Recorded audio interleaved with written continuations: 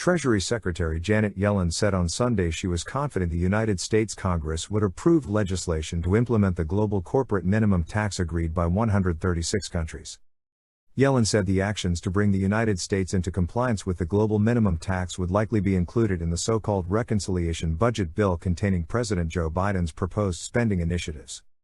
The parliamentary maneuver known as budget reconciliation would allow Democrats to act without Republican votes.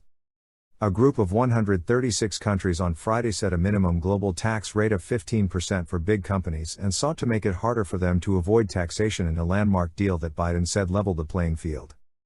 Treasury officials and tax experts have said that the global minimum tax would not require a treaty to implement and could be achieved in the reconciliation bill because it is a voluntary agreement among countries to individually impose a minimum tax on overseas earnings of corporations. The United States has had such a minimum tax since the end of 2017, so it is a matter of raising the rate to conform with the agreement.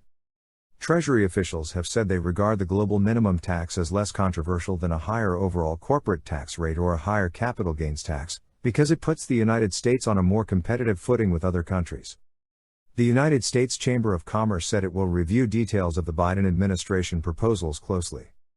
We remain especially concerned about the cumulative impact of the global minimum tax proposal and the tax changes being sought by the administration as part of the reconciliation bill pending before Congress, Neil Bradley, the Chamber's chief policy officer, said in a statement.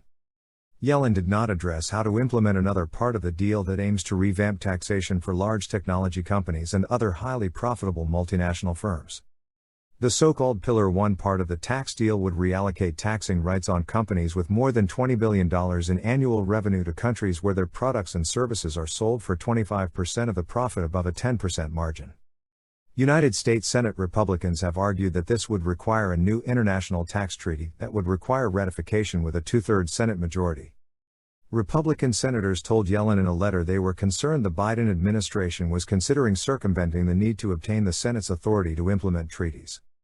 Under the United States Constitution, the Senate must ratify any treaty with a two-thirds majority, or 67 votes.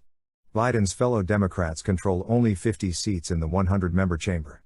Republicans in recent years have been overwhelmingly hostile to treaties and have backed cuts in corporate taxes. Yellen told a Senate Banking Committee hearing in late September that the administration was instead considering alternative means to modify existing bilateral tax treaties that would avoid a two-thirds majority vote.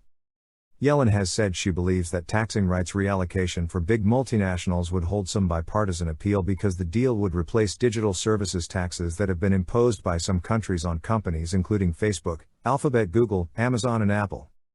She has said that United States implementation for that part of the deal may not come until 2022.